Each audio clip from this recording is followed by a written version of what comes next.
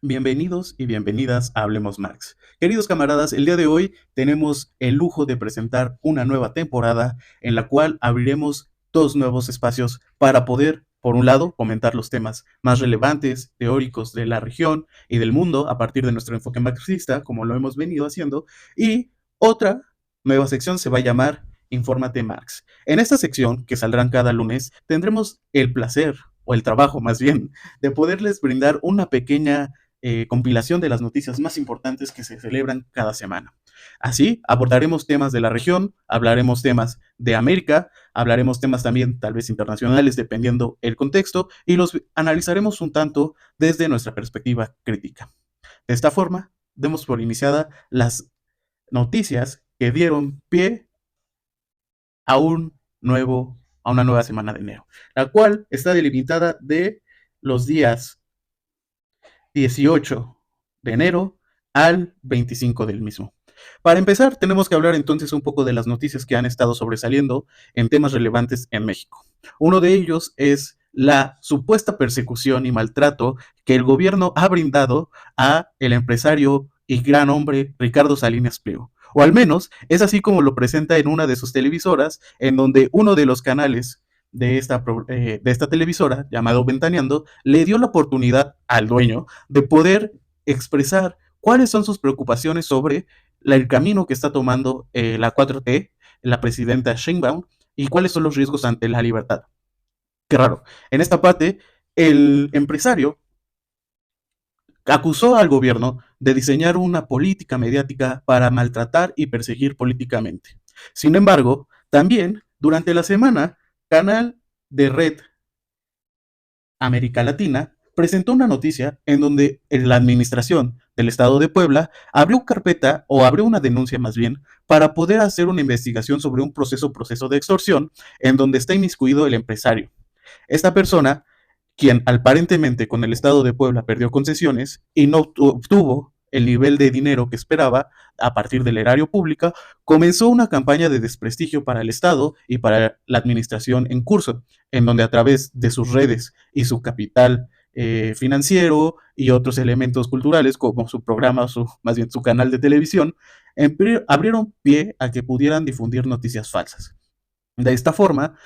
se le acusa de haber comenzado una política de desinformación en donde los gobiernos y la administración de Puebla ha quedado mal parada. Ahora, ante ello, tendríamos que cuestionarnos cuáles realmente los elementos que nos deben preocupar sobre este empresario, quien ha acusado constantemente de que no hay libertad de expresión y en general no hay un proceso de libertad político en México, pero que al mismo tiempo ha usado sus recursos y ha destinado grandes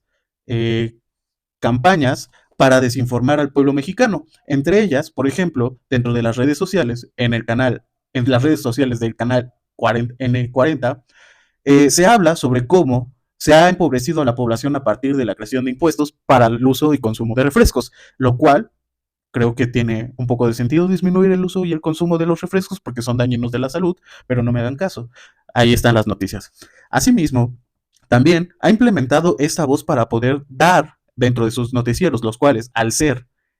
transmitidos en una de las, lo que se llama como cadena abierta o programación que no tiene costo, pues es de los que más se han consumido en el país, en donde también se difunden connotaciones ideológicas y se hacen mecanismos de fake news para desbancar gobiernos o para fortalecer la imagen del mismo empresario. De esta forma, algo que es peligroso es, por un lado, que el empresario sea un evasor de impuestos durante casi 20 años y por otro lado, que esté utilizando la mayor parte de sus fuerzas mediáticas para poder limpiar su imagen, para poder dar un proceso de ideologización y para así salirse con la suya. Como era de esperarse, esta amenaza o este plazo, más bien este plazo que se le dio por parte del SAT y la Suprema Corte de Justicia para que se dictaminara que pagara la deuda acumulada por la evasión de impuestos, pues no resultó factible para el empresario, el cual se ha negado hasta la fecha a pagar y justamente la última noticia que se ha tenido es que el empresario subió en sus redes sociales un aviso de que se iba a ir de vacaciones en donde se le antojaba tocar la playa y viajar en su yate. Pero bueno, Así queda una de las partes más importantes sobre el tema de Salinas Pliego, el cual ha estado inconcluso y hasta la fecha sigue siendo un evasor de impuestos. Por otro lado, tenemos en noticias sobre Estados Unidos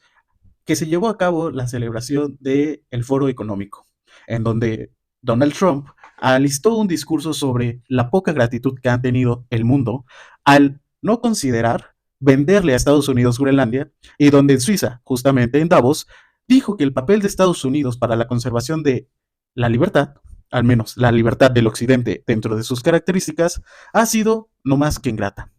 Así, se burló diciendo que si no fuera por los Estados Unidos, el mundo estaría hablando ahorita alemán. La parte curiosa es que uno de los idiomas oficiales de Suiza es el alemán. Por otro lado, la violencia sigue escalando a raíz de las políticas sumamente brutales y criminalizatorias migrantes. De esta forma, ICE, la policía fronteriza que está llevando a cabo el uso de las políticas migratorias, ha causado el asesinato de otro de los ciudadanos estadounidenses después de René Good, quien ha sido asesinada por estas fuerzas. Se dio el asesinato del ciudadano Alex Pretty, quien en videos en redes sociales se dio cuenta cómo estos elementos utilizaron la fuerza para poder asesinarlo a tiros, aun cuando ya está en el suelo. Ante ello, es importante destacar la preocupación del uso de la fuerza y de cómo, también a través de los discursos oficiales como los de Donald Trump, quienes han justificado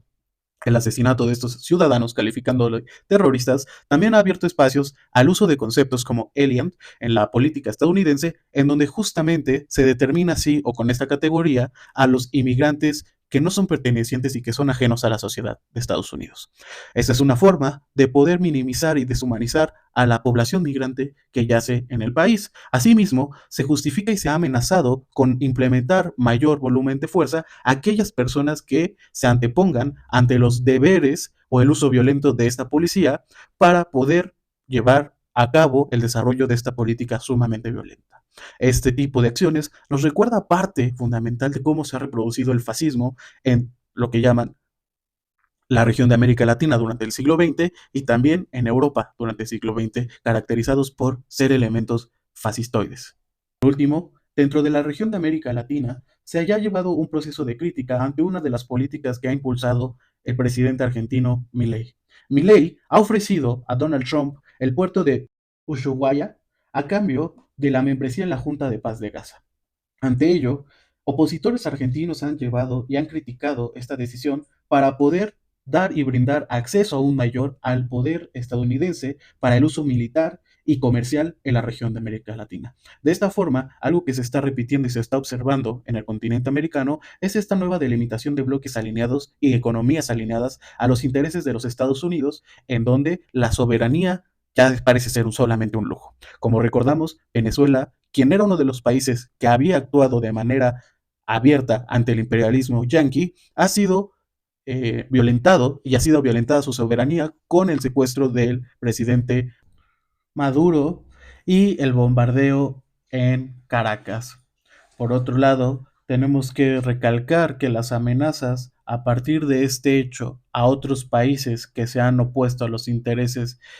básicamente de Estados Unidos, su capitalismo y las demandas de Donald Trump han ido incrementando. Tal es el caso para las amenazas que se han hecho con